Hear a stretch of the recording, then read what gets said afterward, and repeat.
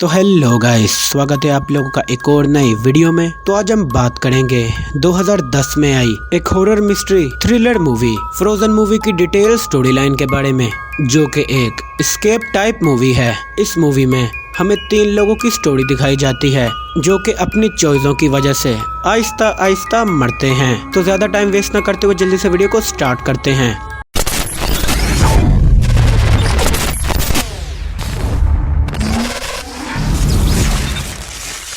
तो movie start होती है और हम देखते हैं 3 लोगों को, जो कि थे जो, डैन और पार्कर। तीनों स्केटिंग करने के लिए स्नो माउंटेन्स पर आए थे, लेकिन तभी तीनों की नजर एक केबल कार झूले पर पड़ती है।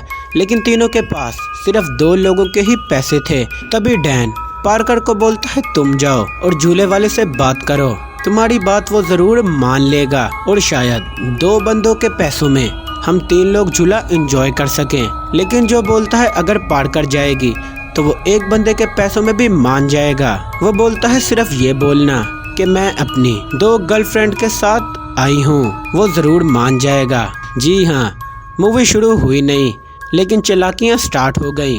पार्कर मान जाती है और आगे बढ़ती है। वो उस झूले वाले को सारी समझाई गई झूठी स्टोरी सुनाती है, लेकिन बंदा नहीं मानता। वो दोनों भी उसे देख रहे होते हैं। तभी पार्कर भी आने लगती है और दोनों को विक्ट्री का साइन देती है।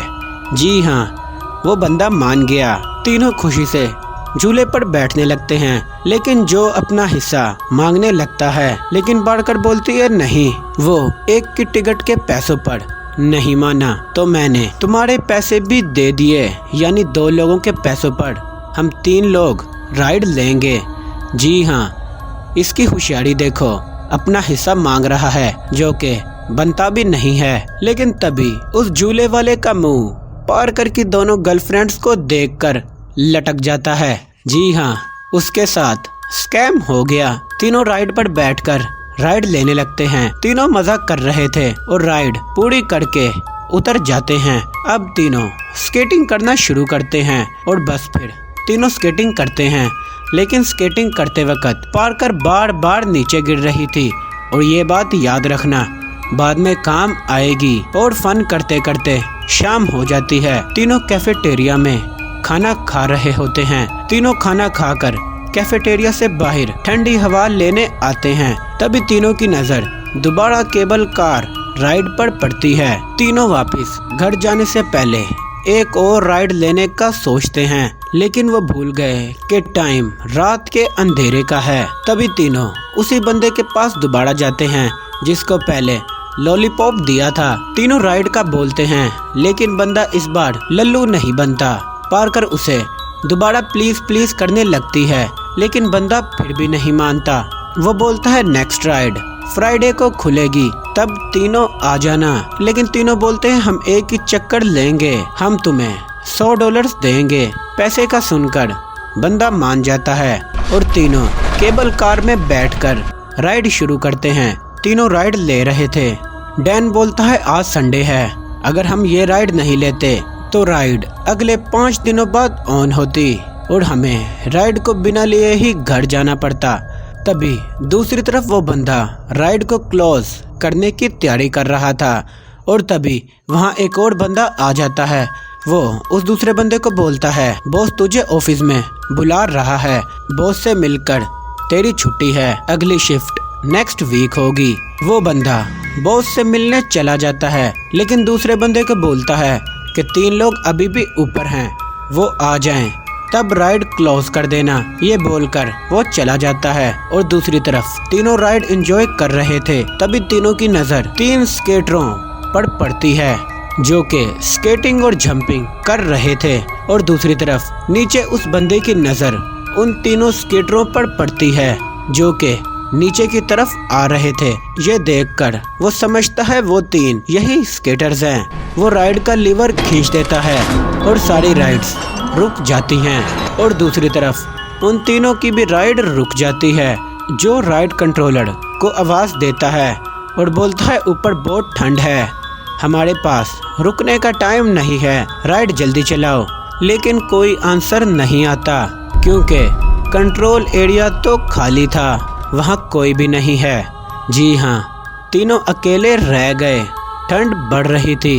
डैन दोनों को बोलता है सबसे भयानक तरीके की मौत कैसी होगी। जो बोलता है शार्क से खाए जाना सबसे भयानक मौत होगी।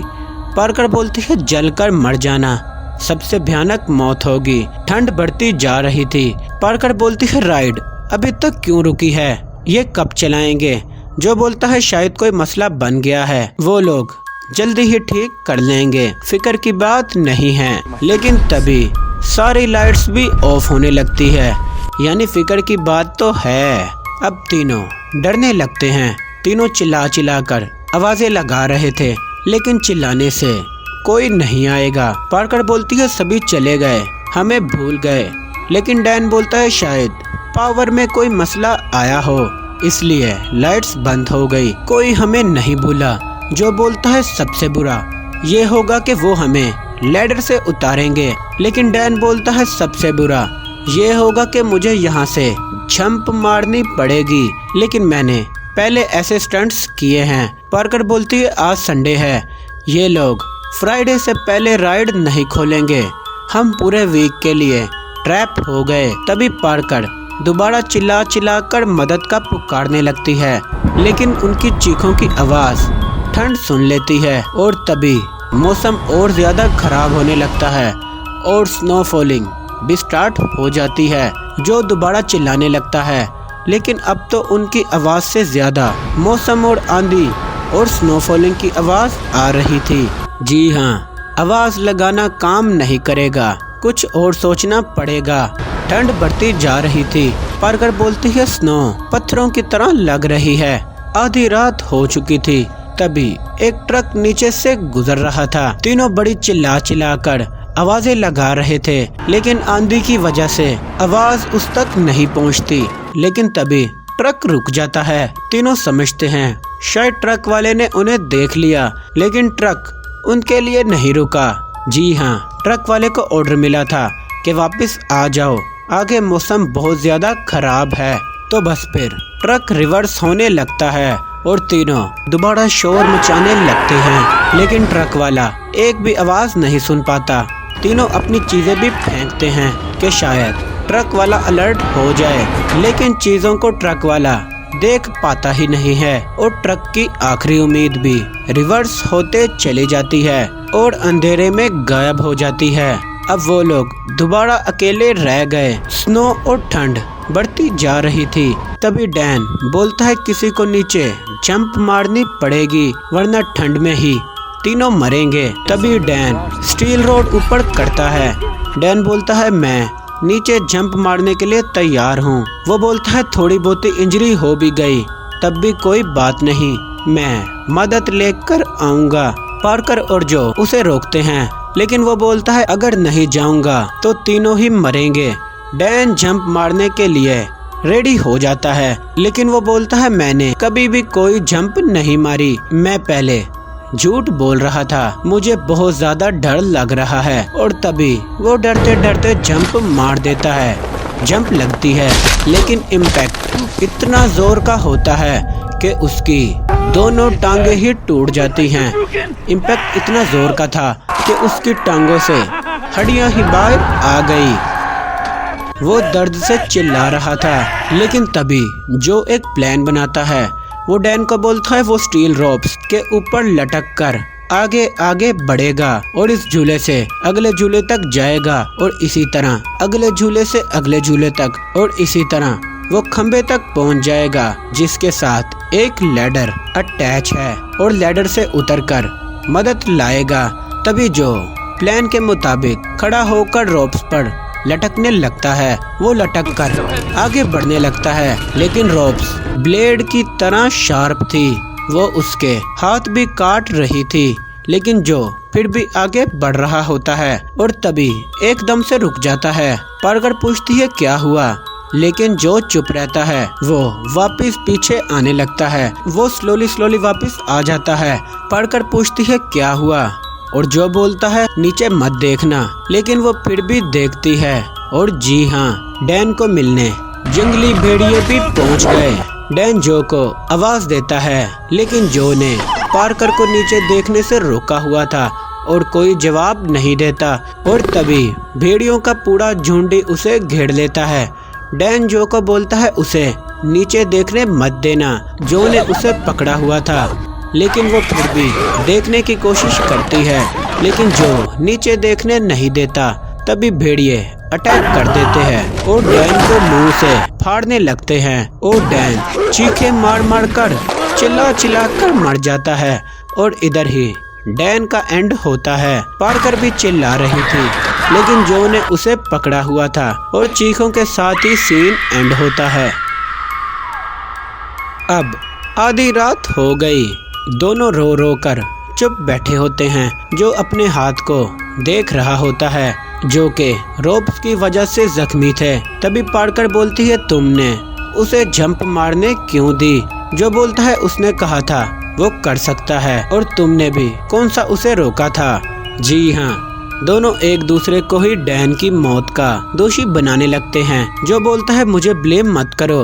वो बोलती है मैं ब्लेम नहीं कर रही। जो बोलता है तुम तो उसकी गर्लफ्रेंड थी, तुमने उसके लिए क्या कर लिया? पार्कर बोलती है वो मेरी बात नहीं मानता। जो बोलता है इसी तरह उसने मेरी बात भी नहीं मानी। मैंने उसे बोला था जंप मत मारना, ऊंचाई बहुत ज्यादा है, लेकिन फिर भी उसने बात नहीं मानी। वो बोलता है तूने क्या कर लिया? सिर्फ रो रो कर आखिरी टाइम में मेरे दोस्त को दुख ही पहुंचाया है। अगर तू ना रोती तो शायद वो जंप भी ना मारता। वो बोलता है मुझे ब्लेम मत कर, तू उसकी 1 साल पहले ही दोस्त बनी है और मैं उसे बचपन से जानता हूँ। पार्कर उसकी जगह बोलकर चुप कर जाती है। जो बोलता है मैं समझ गया, तुम उसकी जगह मुझे होना चाहिए था, ये बोलना चाहती हो। वो बोलता है जो समझना है समझ लो, क्योंकि मेरी परवाह किसको है। पार्कर बोलती है मेरा वो मतलब नहीं था। जो बोलता है अगर तू स्केटिंग करते टाइम बार बार ना गिरती तो हम दोनों कब के घर पहुंच जाते। वो बोलता है शायद तेरे को साथ लाने की वजह से ही डैन मरा है। पार्कर रोने लगती है और सॉरी बोलने लगती है, लेकिन जो चुप रहता है। पार्कर रोते रोते जो के पास आने लगती है और जो से सॉरी बोल रही थी और जो भी गुस्सा छोड़कर उसे माफ कर देता है। जो बोलता है मुझे भी माफ कर दो, मैं भी ये सब बोलना नहीं चाहता था। और दोनों की फाइट खत्म होती है और दोनों इसी तरह रोते रोते रात गुजार देते हैं। और अब सुबह हो जाती है। सारा एरिया सुनसान था, कोई भी नहीं था। वो दोनों झूले पर ही सो गए थे। तभी पार्कर उठ जाती है और कुछ देर बाद जो भी उठ जाता है। तभी पार्कर बोलती है मुझे कुछ करना चाहिए था। जो बोलता है हम कुछ नहीं कर सकते। वो बोलती है मैं यहाँ बैठी रही और उसे मरने दिया, काश मैं उसे रोक लेती। जी हाँ, अब टाइम गुजर गया, याद करने से कुछ नहीं होगा, क्योंकि गुजरा हुआ टाइम वापस नहीं आता। तभी जो बोलता है डैन इसलिए नहीं मरा कि हम दोनों यहाँ रोते रहें और कुछ देर बाद मर जाएं। हम उसका सैक्रिफाइस जाया होने नहीं दे सकते, हमें कुछ ना कुछ और करना पड़ेगा। तो बस फिर दोबारा लटकने वाला प्लान शुरू होता है। जो दोबारा लटकने के लिए खड़ा हो जाता है और दोबारा रोप से लटक जाता है, लेकिन लटकने के प्रेशर से झूले का नट निकल जाता है। जी हाँ, अब झूला भी किसी भी टाइम नीचे गिर सकता है। जो आगे बढ़ रहा था तभी भेड़िए भी उसे देख लेते हैं और सभी इकट्ठे होने लगते हैं। जो आगे बढ़ रहा था और आगे बढ़ते बढ़ते वो दूसरे झूले तक पहुंच जाता है, लेकिन उसके हाथों का काम हो गया था। भेड़िए भी उसका नीचे आने का इंतजार कर रहे थे। थोड़ा सांस लेकर वो दोबारा रोप्स पे चढ़ने की तैयारी शुरू करता है और तभी एक बार फिर रोप्स पर लटक कर आगे जाने लगता है और दूसरी तरफ झूला भी आखिरी सांसें ले रहा था। जो आगे बढ़ रहा था और भेड़ियों का झुंड भी आगे बढ़ रहा था। जो खंबे तक पहुंच जाता है और खंबे की लैडर से नीचे जाने लगता है और जिस तरह नीचे पहुंचता है भेड़िए उस पर अटैक कर देते हैं। भेड़िए उस पर हावी हो रहे थे। तभी उसकी नजर उनकी ही एक स्केटिंग रोड पर पड़ती है। वो रोड उठाकर भेड़िए को दे मारता है, जिससे भेड़िया भाग जाता है। तभी वो खड़ा हो जाता है और पार्कर को बोलता है मैं मदद लेने जा रहा हूँ, मैं मदद लेकर ही वापस आऊंगा। और ये बोलकर नीचे बैठ जाता है और फिर नीचे की तरफ जाने लगता है, लेकिन नहीं, वो अकेला नहीं था, भेड़ियों का झुंड भी उसके साथ नीचे जाने लगता है। और दूसरी तरफ पारकर अकेली रह गई। वो जो की मदद का इंतजार कर रही थी, लेकिन जो का इंतजार करते करते शाम हो जाती है और इसी तरह शाम से रात भी हो जाती है, लेकिन जो नहीं आता। और इसी तरह इंतजार करते करते सुबह भी हो जाती है, लेकिन फिर भी जो का कोई अता पता नहीं था।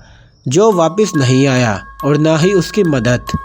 तभी वो नीचे जाने का सोचती है। जी हाँ, उसने प्लान बनाया कि या तो जिंदा रहूंगी या मर जाऊंगी। तभी उसके हिलने की वजह से झूले का स्क्रू निकल जाता है, लेकिन झूला अभी भी नीचे नहीं गिरा। वो नीचे उतरने लगती है और तभी झूला भी नीचे गिरने लगता है, लेकिन एंड टाइम पर एक आखिरी रस्सी ने बचा लिया। वो ऊपर देखती है और तभी आखिरी रस्सी भी टूट रही थी, लेकिन रस्सी के टूटने से पहले ही वो झंप मार देती है। झूला भी नीचे गिर जाता है। झूला उसके टांग पे लगता है, लेकिन वो झूले से निकलकर नीचे की तरफ स्नो के साथ रेंगने लगती है। वो नीचे जा रही थी, तभी उसे लाल स्नो नजर आती है। वो ऊपर देखती है और जी हाँ, वो जो था जिसका भेड़ियों ने बुरा हाल किया हुआ था, उसे फाड़ फाड़ कर वो खा गए।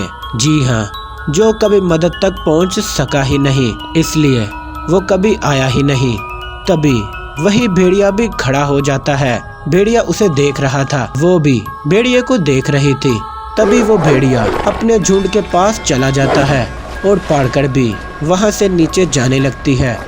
वो रेंगते रेंगते नीचे आ रही थी और इसी तरह वो रोड तक भी पहुंच जाती है। तभी एक कार उसके पास से निकल जाती है। वो मदद का चिल्लाती है, लेकिन कार नहीं रुकती। वो रेंगते रेंगते रोड पर आ जाती है और वहां ही हार मान लेती है। लेकिन तभी एक और गाड़ी आ रही होती है। वो इशारा करती है और इस बार गाड़ी वाले ने इशारा देख लिया। गाड़ी रुक जाती है।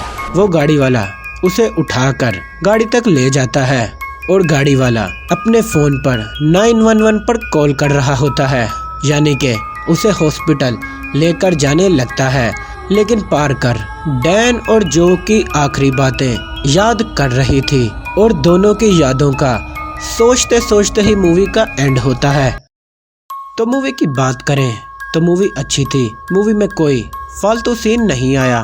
पूरी स्टार्ट से लेकर एंड तक तीनों पर ही फोकस करती है, कैसे तीनों मजा कर रहे थे और किधर फंस गए। एक की टांगे टूट गईं और मर गया, और दूसरा इतनी मेहनत और स्ट्रगल करने के साथ भी भेड़ियों के हाथों पकड़ा गया और घिनौने तरीके से फाड़ फाड़ कर मर गया और कभी मदद लेकर आ ही नहीं सका। और तीसरी एंड तक 80% ट्रॉमेटाइज हो गई थी, लेकिन वो कार वाला उसे हॉस्पिटल ले जाएगा, जिसकी वजह से वो ठीक हो जाएगी। इस मूवी को आप लोग हिंदी में भी देख सकते हैं। मूवी आप लोगों को बोर नहीं करेगी। और यही थी आज की वीडियो। अगर आप लोगों को ये डिटेल स्टोरी एक्सप्लेन वीडियो अच्छी लगी हो तो वीडियो को लाइक करना और चैनल को सब्सक्राइब जरूर कर देना। सब्सक्राइब करना मत भूलना, क्योंकि एक वीडियो को बनाने में जो की तरह बहुत मेहनत लगती है, और अगर सारी मेहनत भेड़िए खा जाएं तो बहुत दुख होता है। तो इसलिए जल्दी जल्दी सब्सक्राइब कर दो, कहीं वो भी एक ही जगह पर फ्रीज ना हो जाए और दबाने के साथ भी काम ना करे। तो इसलिए जल्दी जल्दी दबा दो और फ्रीजिंग से बचा लो। तो तब तक के लिए सबको गुड बाय।